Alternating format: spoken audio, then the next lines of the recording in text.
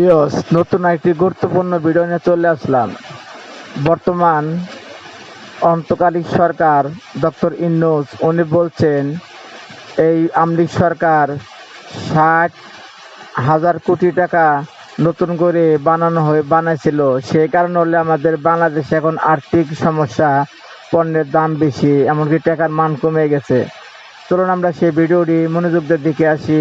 এমন কথা শুনছি যে 17 লাখ কোটি টাকা আত্মসাৎ করছে এই আওয়ামী লীগ সরকার।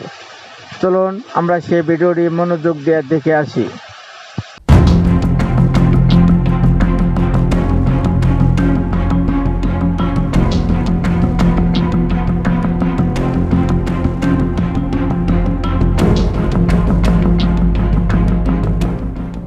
বিগত আওয়ামী লীগ সরকারের 15 বছরে দেশ থেকে পাচার হয়েছে প্রায় 17,60,000 কোটি টাকা, ডলারের হিসেবে যা প্রায় 150 বিলিয়ন ডলার।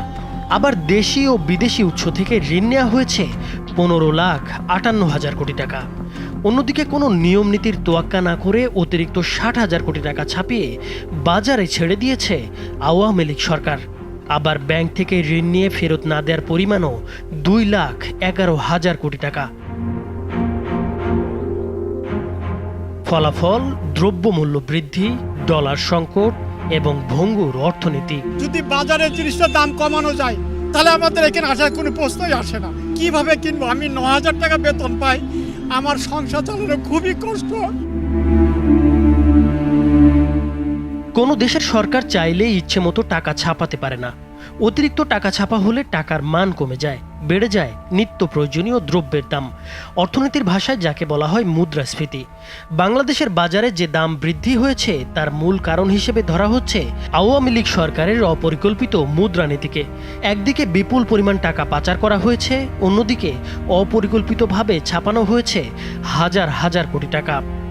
অন্তর্বর্তী সরকারের 1 মাস উপলক্ষে প্রধান উপদেষ্টা ডক্টর মোহাম্মদ ইউনূস জাতির উদ্দেশ্যে দেওয়া ভাষণে বলেন, ফ্যাসিবাদী সরকার লুটপাট করার জন্য নতুন করে 60,000 কোটি টাকা ছাপিয়ে বাজারে ছাড়ার কারণে মুদ্রাস্ফীতির শিকার হয়েছে দেশের মানুষ। নতুন করে 60,000 কোটি টাকা ছাপিয়ে বাজারে ছাড়ার কারণে মুদ্রাস্ফীতির শিকার হয়েছে দেশের মানুষ। 2009 সালে শেখ হাসিনা যখন দ্বিতীয় মেয়াদে ক্ষমতায় আসেন তখন সরকারের ঋণ ছিল মাত্র 2,76,830 কোটি টাকা। আর ছাত্র জনতার গণ অভ্যুত্থানের মুখে তার টানা চতুর্থ মেয়াদের সরকারের পতনের সময় দেশের মোট ঋণের পরিমাণ দাঁড়ায় 18,35,000 কোটি টাকা। সেই হিসেবে আওয়ামী লীগের 15 বছরের শাসনামলেই সরকারের ঋণ বেড়েছে 15,58,206 কোটি টাকা। অর্থাৎ মোট ঋণের 85% আওয়ামী লীগের বিগত 15 বছরের। সরকারের পরিচালনা ব্যয় মেটানো ও উন্নয়ন কর্মকাণ্ডের কথা বলে দেশি বিদেশি উৎস থেকে এই ঋণ নিয়েছে শেখ হাসিনা সরকার। এই সময়ে বিপুল পরিমাণ অর্থ পাচার হয়েছে ইউরোপ, আমেরিকা সহ বিভিন্ন দেশে। জিএফআইয়ের তথ্য বলছে শেখ হাসিনার 1.5 দশকের শাসনামলে দেশ থেকে অন্তত 14,920 কোটি বা 149.20 বিলিয়ন ডলার পাচার হয়েছে। বাংলাদেশি মুদ্রায় এর পরিমাণ দাঁড়ায় অন্তত 17,60,000 কোটি টাকা। বিরোধী দল থেকে প্রায় রিজার্ভের টাকা গেল কোথায় এই নিয়ে প্রশ্ন করে। করোনাকালে অর্থাৎ 2021 সালের আগস্টে বাংলাদেশের বৈদেশিক মুদ্রার রিজার্ভ উন্নীত হয়েছিল দেশের ইতিহাসে সর্বোচ্চ 48.04 বিলিয়ন ডলারে। অথচ আওয়ামী লীগ সরকার ক্ষমতাচ্যুত হওয়ার সময় তারা রেখে যায় মাত্র 20.48 বিলিয়ন ডলার। অন্যদিকে গত জুন শেষে দেশের ব্যাংকিং খাতে খেলাপি ঋণের পরিমাণ দাঁড়িয়েছে 2,11,391 কোটি টাকা।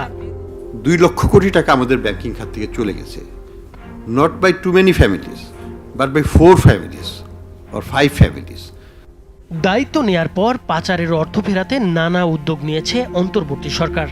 ইতোমধ্যে জাতিসংঘ, বিশ্ব ব্যাংক, এফবিআই সহ বিভিন্ন সংস্থার সঙ্গে বৈঠকও করেছে দুদক এবং সংশ্লিষ্ট কর্তৃপক্ষ।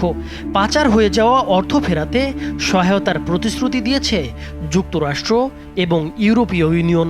তাছাড়া বাংলাদেশ ব্যাংকের গভর্নরকে প্রধান করে টাস্কফোর্স পুনর্গঠনও করা হয়েছে।